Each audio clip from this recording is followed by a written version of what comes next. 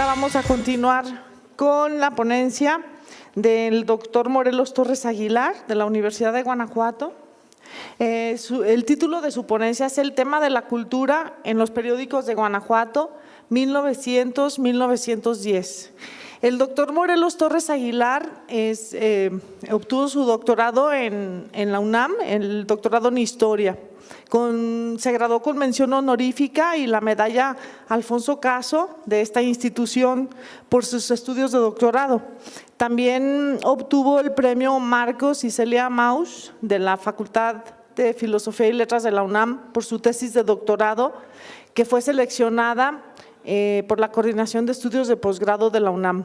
Asimismo, recibió la beca para estudiantes distinguidos del Instituto Nacional de Estudios Históricos de la Revolución Mexicana y el premio de ensayo 75 años de autonomía universitaria de la Coordinación de Difusión Cultural de la UNAM. Realizó un postdoctorado en Historia Cultural e Historia de la Prensa en el Instituto de Investigaciones Dr. José María Luis Mora, con el proyecto Instituciones e Iniciativas Culturales en la Ciudad de México durante el gobierno de Francisco I. Madero, 1911-1913, una perspectiva hemerográfica. Actualmente forma parte del Sistema Nacional de Investigadores del CONACYT. Y bueno, pues sin más, ya tiene una larga experiencia en la docencia y en la investigación y bueno, pues espero que disfruten su ponencia. Los dejo con él. Muchas gracias, Irma Estela. Muchas gracias a todos por estar aquí y gracias por la invitación tan amable que nos hicieron para participar en esta Universidad Internacional de Verano, que tiene ya una muy buena experiencia ya en estos eventos académicos. Bueno, voy a hablar sobre esto, el tema de la cultura en el caso de Guanajuato, debido a que podemos considerar que ese tema de la cultura forma parte de las representaciones que se dan no solamente sobre la cultura, sino sobre toda la sociedad, en el caso de Guanajuato, como se da en muchas otras partes, por supuesto, de México y del mundo. Por ello, tenemos primero que ir un poco a la distancia, a la lejanía, al siglo XIX, para leer a Arthur Schopenhauer, que dice en El mundo como voluntad y como representación, dice lo siguiente. Hay un extracto muy interesante, dice: con excepción de mi propio cuerpo, de todas las cosas conozco solamente un aspecto, el de la representación. Su esencia interior me queda cerrada y como un profundo secreto, aun cuando conozca todas las causas de las que resultan sus cambios. Fíjense ustedes qué interesante. Es decir, está reconociendo Schopenhauer que a pesar de que conozcamos las causas racionalmente de los objetos, en este caso de estudio, finalmente su verdad intrínseca nos está vedada y solamente tenemos de ellos la representación. En otra parte dice: el objeto y la representación son una y la misma cosa, ya que todo objeto supone siempre y eternamente un sujeto. No es casualidad entonces que cuando hablamos de representación emparentemos el término con el hecho de la representación teatral, por ejemplo. Es decir, una representación teatral sin espectadores no es una representación teatral. No hay un sujeto que esté observando este objeto, que es el hecho escénico. Y en este caso, Schopenhauer nos dice, sin el sujeto, sin esta presencia del sujeto, el objeto no existe. Nadie le da sentido a este objeto. Y por último dice: la forma primera y más universal de la representación en general, la de ser objeto para un sujeto. Por eso es muy importante que no dejemos de lado el hecho de que las representaciones están pensadas para cierto público, para cierto sector de la población, para ciertos espectadores, valga la paráfrasis teatral, para cierto núcleo de población que va a estar muy cercano a ese objeto y que al mismo tiempo va a modificarlo, va a contribuir en esta retroalimentación a su modificación. Ustedes conocen bien el texto de Roger Chartier, El mundo como representación, estudios sobre historia cultural.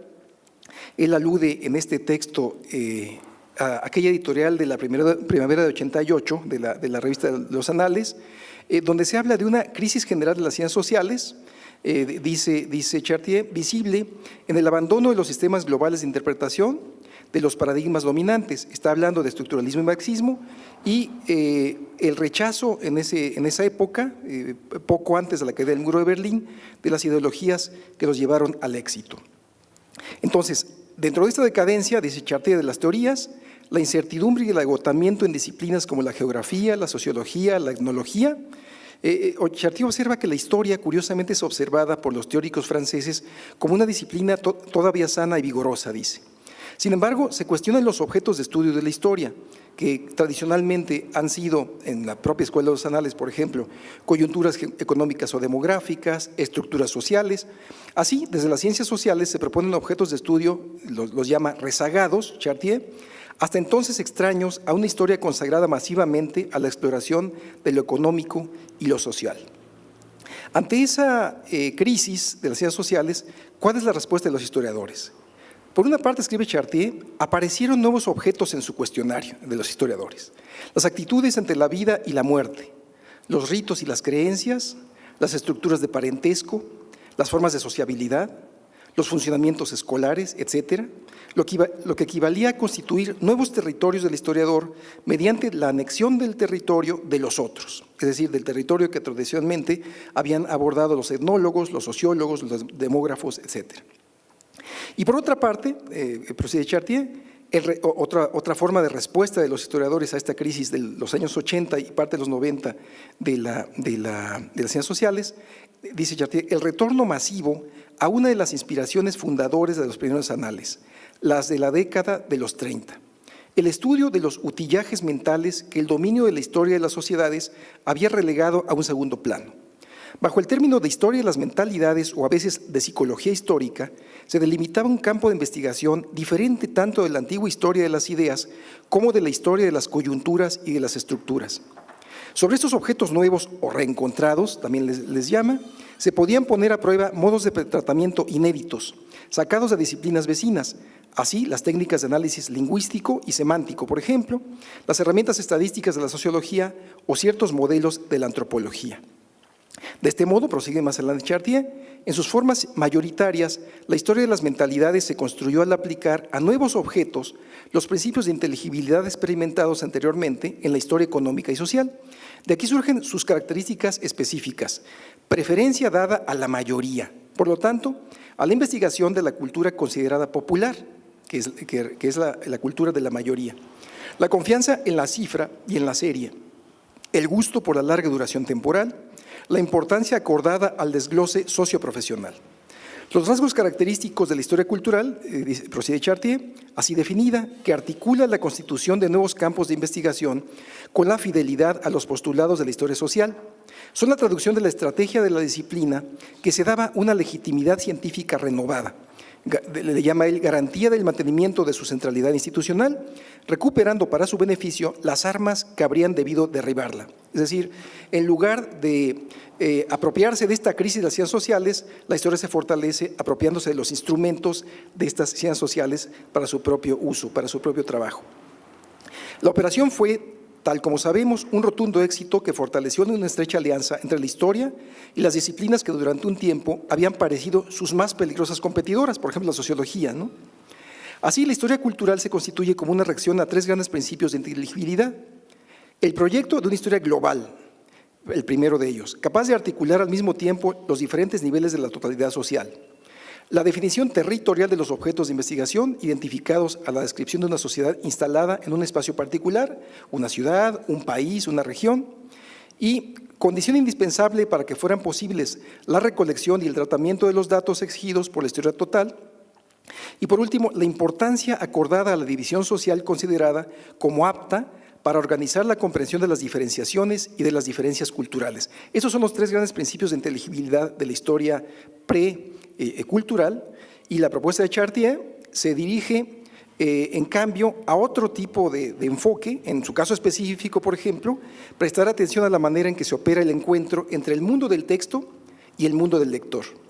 La lectura es siempre una práctica encarnada, dice él, en gestos, espacios, costumbres. Es decir, la lectura precisamente se ve representada, si empezamos ya a utilizar el término, en estos gestos, en estos espacios, en estas costumbres. ¿Cuál es el énfasis entonces de Chartier? ¿Dónde tiene puesta la mirada? Dice él, en ciertos principios de diferenciación plenamente sociales que pueden explicitar con mayor pertinencia las separaciones culturales. Por ejemplo, las pertenencias sexuales o generacionales, las adhesiones religiosas, las tradiciones educativas, las solidaridades territoriales, las costumbres de la profesión. Es decir, respecto al andamiaje de las estructuras sociopolíticas esgrimidas anteriormente, las explicaciones de este tipo marxista, por ejemplo, él puede hablar muy bien de clases culturales en lugar de clases sociales, porque sin duda la pertenencia a un ámbito sexual o generacional está hablándonos de un grupo y de un grupo cultural, de una clase cultural. Para superar, dice, el falso debate sobre la división, dada como universal, entre la objetividad de las estructuras, ¿qué sería el territorio de la historia más segura? Aquella que al unir documentos masivos, seriados, cuantificables, reconstruye las sociedades tal como eran verdaderamente, como se decía antiguamente desde arranque, y la subjetividad de las representaciones, ya empieza a ampliar el término, a la cual se uniría otra historia, consagrada a los discursos y situada a distancia de lo real. Chartier propone una doble vía. Una que piensa en la construcción de las identidades sociales como resultante siempre de una relación forzada entre las representaciones impuestas por aquellos que poseen el poder de clasificar y designar y la definición sumisa o bien resistente, lo que cada comunidad produce de sí misma. Y la segunda vía sería otra que considera la división social objetivada como la traducción del crédito acordado a la representación que cada grupo hace de sí mismo. Por lo tanto, de su capacidad de hacer reconocer su existencia a partir de una exhibición de unidad. Al trabajar en las luchas de representación, cuya postura es el ordenamiento y por lo tanto la jerarquización de la estructura social en sí, la historia cultural se aparta sin duda de una dependencia demasiado estricta en relación con una historia social dedicada al estudio de las luchas económicas únicamente, pero también regresa sobre lo social, ya que fija su atención sobre las estrategias simbólicas que determinan posiciones y relaciones y que construyen para cada clase, grupo o medio un ser percibido, constitutivo de su identidad. Hasta aquí el acercamiento a Chartier. Está hablando entonces de dos tipos de representaciones, uno que es dado desde el poder y otro que es dado desde el interior del propio grupo. Es decir, uno que sería el orden establecido por la jerarquía social en cada caso y otra que es el orden establecido culturalmente por cada grupo en sí mismo, que es lo que llamaríamos en buena medida esta contracultura que siempre existe y qué bueno que exista. Bueno, ¿cómo aplicamos este asunto al tema que nos concierne, que es el tema de la cultura en Guanajuato entre 1900 y 1910 y específicamente en los periódicos de Guanajuato? Bueno, en primer lugar, este hecho que aparece en los periódicos es el hecho mismo de una representación. Es decir, aparece ahí esa doble vía de la que nos está hablando Chartier, una vía que es la de la cultura vista desde las élites, la cultura vista desde el poder, la cultura vista desde lo establecido, y otra que es la cultura que asoma, que se percibe, dada desde los grupos culturales y sociales mismos. Vamos a asomarnos un poco a esto, que es un tema muy extenso e interesante, con algunos ejemplos sobre, voy a pasar ahora aquí, algunos ejemplos de esta representación cultural que se da en sus periódicos. Un tema eje, un tema árbol, digamos, dentro de estos periódicos, de lo que vemos allí, es el tema de la literatura. Aparece no en un periódico, sino en muchos periódicos este asunto literario, aparece poesía, lo que platicábamos un poco en una de las ponencias de la mañana, aparece esta red de literatos, de poetas, de intelectuales que pueden provenir de Chile, pueden provenir de Colombia, pueden provenir de la Ciudad de México, ahí está, por ejemplo, un Amado Nervo, en fin, aparecen estos intelectuales y escritores en las páginas de los periódicos de Guanajuato, y esto nos hace ver que sea en la ciudad de Guanajuato, sea en la ciudad de León, sea en otras ciudades de Guanajuato, están pendientes de lo que está ocurriendo con la literatura en varios lugares del mundo. Aquí hay un poema, no sé si se alcanza a distinguir, es muy pequeño, ¿verdad? Se los voy a leer, yo creo, porque está muy pequeñito. A ver si lo leo yo acá. A ver, mejor me quedo acá. Tiene más luz esta. Este es un poema muy interesante, es un poema de… Un segundito, para leerlo, porque sí está…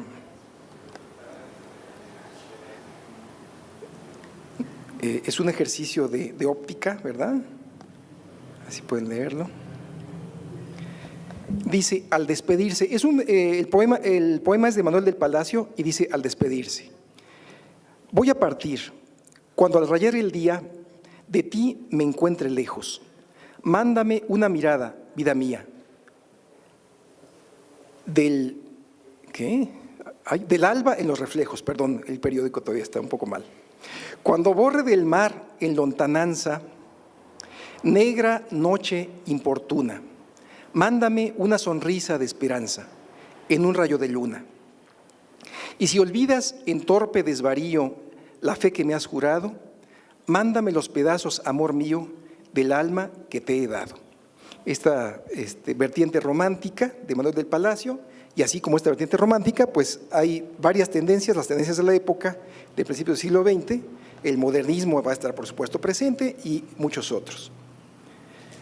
En el caso de la literatura, vamos a encontrar una gran profusión, no solamente de poemas, sino también de cuentos, por ejemplo, vamos a encontrar ensayos, pequeños ensayos, vamos a encontrar autores, por ejemplo, como Carlos Díaz Dufo, que es muy conocido en su momento, Manuel Gutiérrez Nájera, vamos a encontrar a Charles Baudelaire también, Juan de Dios Peza, Manuel Otón, que mencionabas en la mañana, Irma Estela, Liborio Crespo, Agustín Lanuza, en fin, vamos a encontrar un horizonte literario muy interesante y muy reciente. Por ejemplo, Julio Flores, que es un poeta colombiano importante. Entonces vamos a encontrar esta relación y una gran profusión de literatura. ¿Qué nos está diciendo esta literatura en el sentido de la representación? Recuerden esa relación de que hablábamos con Schopenhauer entre sujeto y objeto. ¿Qué nos está diciendo? Nos está diciendo que hay poesía en los periódicos, pero también porque hay lectores que la leen. Es decir, si no hubiera lectores para esa poesía, simplemente la dejan de publicar. La gente diría, ¿para qué estás empleando ese espacio en algo insignificante? Hay que entender esa sociedad de principios del siglo XX, para la cual la poesía es importante, con un sentido estético o con un sentido práctico también. Los enamorados tienen que recitar poemas a sus amadas, ojalá fuera la inversa, pero hay más enamorados y amadas que enamoradas y amados. Y finalmente estos poemas surgen como una función, con la función social de, en el caso romántico, por ejemplo, de vestir estas relaciones humanas y amorosas. Otro de los ámbitos que se da en el caso de los periódicos es el ámbito de los anuncios. Este es un asunto interesante cultural que nos dice mucho del cambio de las épocas. Es hasta principios del siglo XX que se da una transformación de la prensa que deja de ser una prensa de suscripción, donde los lectores van a ser personas que se suscriben, pagan una mensualidad o una anualidad para que les llegue el periódico y así poder leerlo, y comienza a ser un periodismo de anunciantes. Ese es un cambio muy interesante. Se dan cuenta los dueños de los negocios, de industrias, de comercios, que hay una oportunidad muy grande de difusión en los periódicos, y así es como ellos comienzan a publicar anuncios. De hecho, este ejemplo que tengo aquí aparece en un periódico que se llama El Anunciador, precisamente, y que nos da una idea de esa evolución que se da en la prensa y por tanto de la representación que se tiene en este caso pública sobre los negocios, que dejan de ser un asunto meramente social y pasan a ser un asunto digamos mucho más empresarial, mucho más evolucionado, buscando y captando públicos. Y, por supuesto, esto lleva a una evolución del diseño. Vamos a ir viendo el diseño de los anuncios, cómo va evolucionando desde ese tiempo en adelante. Aquí en este ejemplo, por ejemplo, bueno, viene la empresa cinematográfica Suazo y Sánchez, representantes únicos de American Amusement Company de México, la casa que cuenta con más de 1,500 vistas. Ustedes saben que en los inicios de la cinematografía, las vistas eran estos muy pequeños cortometrajes, donde podía aparecer un tren, donde podía aparecer personas saliendo de una fábrica, personas en una fiesta, personas caminando por la calle, personas en un parque, etcétera, o alumnos de una escuela. Estas son las vistas que se exhiben y esto es lo que promueve esta empresa cinematográfica. Dice, todos los días recibe novedades, las que daremos a conocer al público, función todos los días, precios moderados. Ahora sabemos, por ejemplo, que había un salón verde y un salón rojo. Un salón verde estaba reservado para las clases altas, tenía en efecto mucho éxito, y como lo había mencionado en la mañana Alejandro Mercado, estas exhibiciones de vistas estaban acompañadas por música de piano, generalmente. Y aparece también el Hotel Suazo, en fin, una serie de anuncios que nos dan una dimensión interesante de cómo la sociedad está cambiando hacia una sociedad consumidora, muy consumidora. Otro elemento de cultura, bueno, ya el sol nos pegó ahí, no sé si hay forma de moverlo o lo dejamos ahí, porque no ven ustedes ya o sí, ¿no? Ya se los cuento mejor. Es este asunto importantísimo desde el siglo XIX, que se da también, por supuesto, al inicio del siglo XX, que va a continuarse también con esa modificación de la prensa, con la aparición de Manuel Caballero, por ejemplo, de la figura del reporter. Ya no va a ser un cronista, sino un reporter, una persona que va a dedicarse a estar preguntando a las personas para hacer una noticia. Bueno, en este caso, el tema importante es la nota roja. La nota roja, que era muy importante para la época, muchos periódicos la tenían, nos dice mucho del comportamiento social de la época en Guanajuato, y hasta la fecha nos sigue diciendo mucho de cómo funciona la sociedad una nota roja. Es decir, a pesar de los horrores que podemos encontrar en ella, podemos encontrar también el sentido que tiene, y el sentido, digamos, político, el sentido de cómo las leyes se imponen y a quién se imponen. Aquí en el segundo párrafo hay una parte que dice por un beso. Oigan ustedes, que es muy interesante. Don Aciana González se encuentra en la cárcel de mujeres prestando sus servicios de molendera por haberle dado en el Jardín de la Unión un sonoro beso a un amante que no pudo aprender el gendarme 138, Albino Ramírez, ¿sí? Entonces, el gendarme va a buscar al delincuente, pero como no lo encuentra y vio que este delincuente besó a esta mujer, meten a la mujer a la cárcel por un beso, ¿no? Entonces nos dice eso mucho de esa visión pues muy particular de ese tiempo, ¿no? Ahorita nos indignaría, pero en ese tiempo era más o menos común pensar que con esa moraleja del que con lobos anda, a aullar se enseña, ¿no? Entonces castigaban a las personas que tienen trato con algún delincuente, ¿no? En este mismo fragmento hay tres. El primero dice, a don Catarino Mora, el auxiliar del cuartel número 6 remitió a la cárcel a Eduviges Rosas y a José Inés Moreno por haber robado al señor Catarino Mora 6 pesos fuertes que guardaba Mora como cosa sagrada para gastarlos en las próximas jornadas. Ahí encontramos la costumbre del ahorro, ahí encontramos el hecho de cómo la ley castigaba a los ladrones. Y el último dice, se disgustaron. Noches pasadas en la tabaquería La Parra, se disgustaron 2 dependientes disparándole un tiro de pistola a otro. Se armó el escándalo consiguiente y la policía no intervino en el asunto, lo cual es una queja del reportero. Y nos dice también mucho de la violencia, la forma en que la violencia estaba instituida, aceptada y era parte de las costumbres y de la cultura de esa sociedad. El siguiente, hay muchos elementos, por supuesto, de vida cotidiana. Recordemos que Josefina Touya, que es especialista en historia de la prensa, escribe que la prensa es una venero, un lugar donde podemos encontrar muchísimas noticias y muchísimas costumbres, actividades que no podemos encontrar en otros lugares, solamente podemos encontrarlos en la prensa. Entonces, dentro de eso, vamos a ver el contraste entre dos formas de vida cotidiana, la de las clases altas, por una parte, en este paseo campestre. Dice, el día 25 hubo un animado paseo en la hacienda de Santiago, al que fueron invitadas varias personas por su propietario, el señor Sebastián García. Antes de los postres, se sacó una vista fotográfica y por la tarde regresaron todos los concurrentes contentos y satisfechos después de haber echado una cana al aire. Claro, el sentido de la cana al aire no es el actual, ¿verdad? No vayan a pensar que andaban ahí, se sacaron su selfie. No, se sacan su foto, que es una costumbre también de la época, sacarse una foto grupal y echar una cana al aire tiene el sentido de pues, salir de la monotonía, ¿no? Ese día se celebró la fiesta del santo patrono de la hacienda.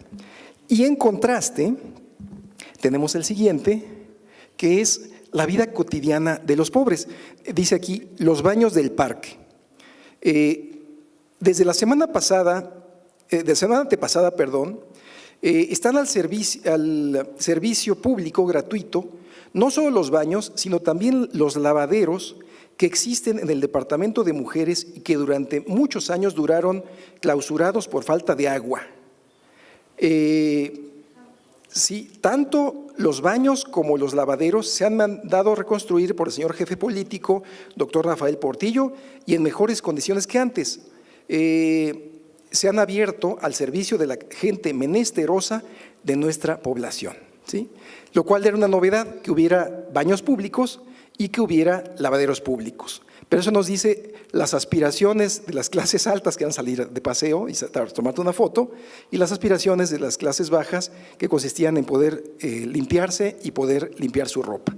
Bueno, esos son con los contrastes que encontramos también en el caso de las representaciones sociales y culturales, porque esto implica, por supuesto, también un elemento de costumbres en las ciudades de Guanajuato. Bueno, vamos a terminar ya solamente con el último punto, que son las iniciativas.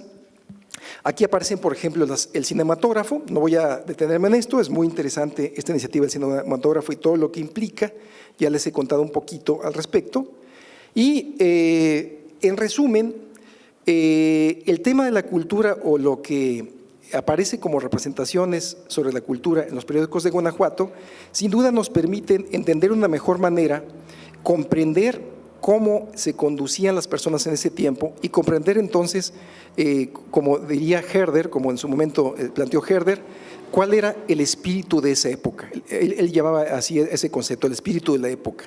Pues de otro modo, si no entendemos ese espíritu de la época, vamos a hacer lo que no se debe hacer en la historia, nos decía don Edmundo Gorman, en lugar de regañar a los muertos, hay que comprenderlos. Y entonces en este caso, esto nos permite comprender, estos son algunos ejemplos, pero hay muchos otros más, de cuál era el espíritu de esa época, que podía para la nuestra tener grandes desventajas, pero que también nos permite entender cómo fue una fase fundamental para la construcción de la sociedad de nuestro tiempo. Bueno, muchas gracias.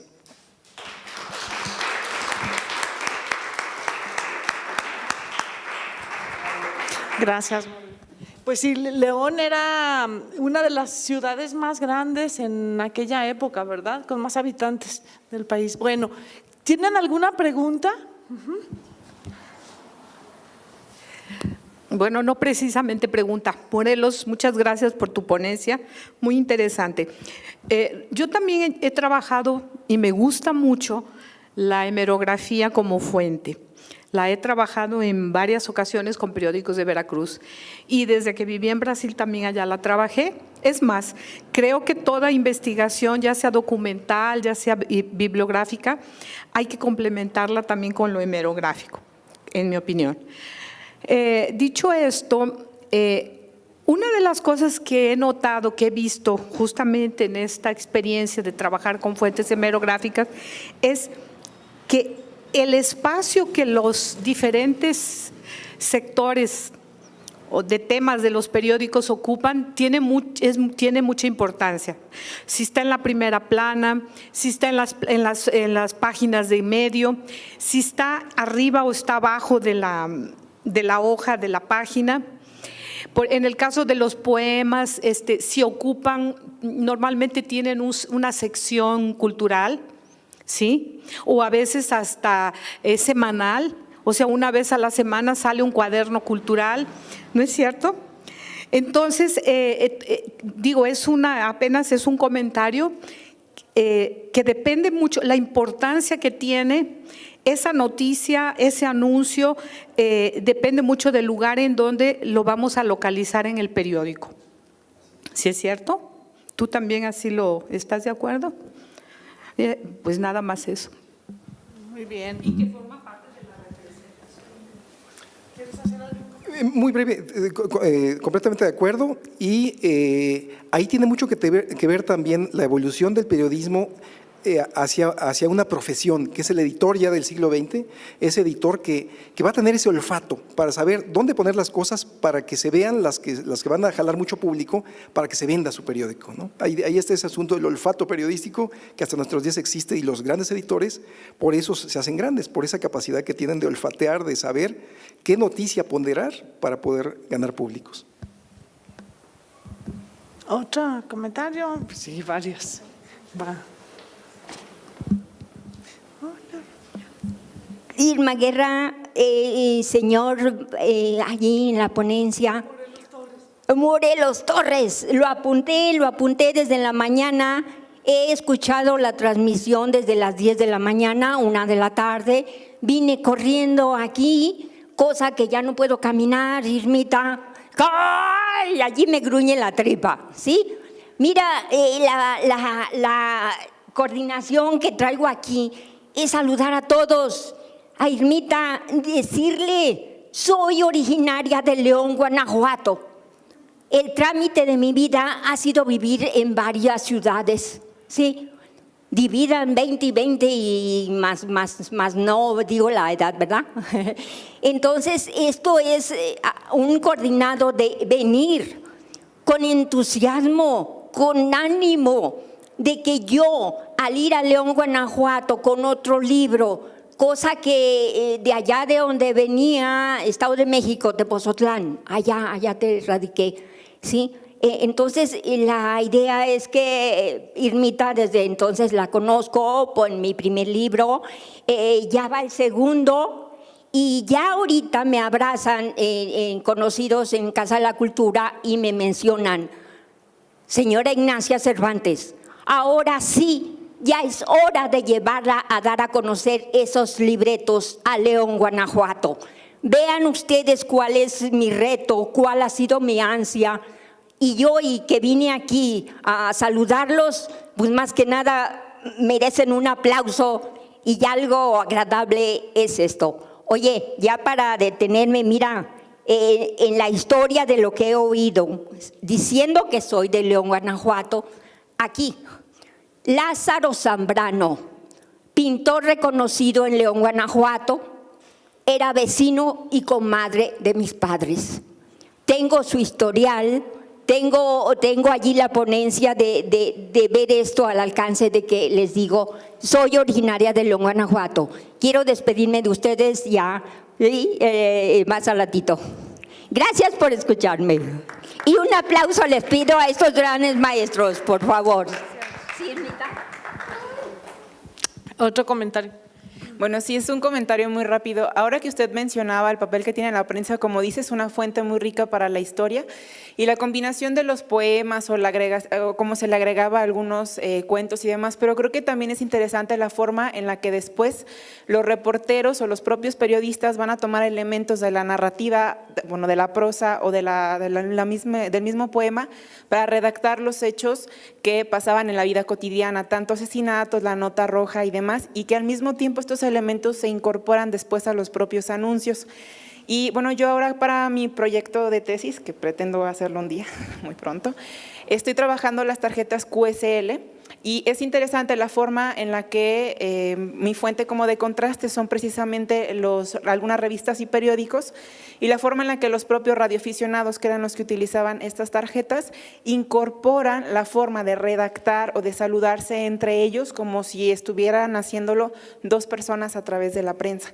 Y la forma en la que usted citaba a Shaktiar como uno de los detonantes, en la forma en la que también uno se apropia del objeto que lee, creo que es interesante analizar las cartas que después los propios lectores van a enviar al periódico para dar su interpretación de lo que ellos, es la forma en la que se hacen estos dos canales de comunicación. Muchas gracias. ¿Te lo llevo? Bueno, otro más. Morelos, hola. Oye, algo para la reflexión y quisiera escuchar tu opinión. Señalabas respecto a la literatura, bueno, de que si había lectores, por eso publicaban este tipo de cuestiones. Y estaba recordando que algunas estimaciones señalaban que en el Porfiriato, al menos, que entra en la periodicidad de tu ponencia, pues cerca del 80% de las personas no saben leer y escribir. También hay algunas menciones respecto a que los periódicos se leían en público, ¿no? Entonces, me gustaría escuchar tu opinión, qué piensas respecto a que probablemente a partir de que era un México iletrado, quizás estas expresiones literarias estaban dirigidas a un sector pues quizás muy corto, es decir, solamente los que podían leer y escribir, sin olvidar que hay esta mención de que también se sabe que se leían muchas veces los periódicos en público, sobre todo aquellas cosas políticas que atañían a los intereses de la sociedad.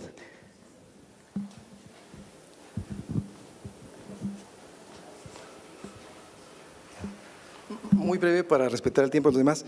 En el primer caso, en el caso en efecto, de la labor que hacen los reporteros, aparece también mucho en esos periódicos, solamente que son temas tan amplios que ya es muy difícil abarcarlos todos.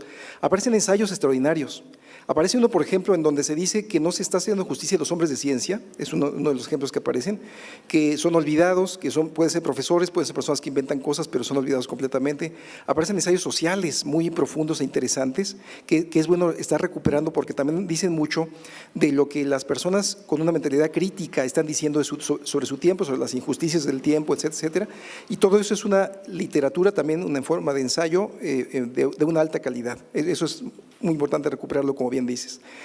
Sobre el tema de la historia de la lectura, no olvidemos que no solamente México, sino toda Europa tenía un gran problema de analfabetismo hasta la década de los 70 del siglo XIX. Es decir, cuando se da esa gran revolución lectora, en 1870, 75, sobre todo en Francia, por ejemplo, se da porque se instituye esta educación gratuita y obligatoria. Y en el caso mexicano, digamos, se trata de hacer, aunque la Constitución 57 no lo dice, se trata de hacer en los hechos, pero sin embargo, como bien dices, esto no llega a un resultado óptimo y será hasta después de la revolución que se logre. ¿Qué es lo que sucede en esos casos? En primer lugar, estamos hablando de tirajes reducidos. No son los tirajes que conocemos actualmente, no son los tirajes de 100,000 ejemplares, son tirajes reducidos de los periódicos. En el caso, tanto en el caso de los periódicos por suscriptor como en el caso de los de anuncio, son tirajes reducidos en cada población, y sin embargo lo que sí se hace, y se tienen conocimiento de esto, es esta lectura que se hace en voz alta, en donde una persona que sabe leer les lee a personas que no saben leer, porque además le preguntan, ¿qué dice? ¿Qué dice? ¿Qué noticias hay? Y entonces eso hace que de esa manera se socialicen las noticias.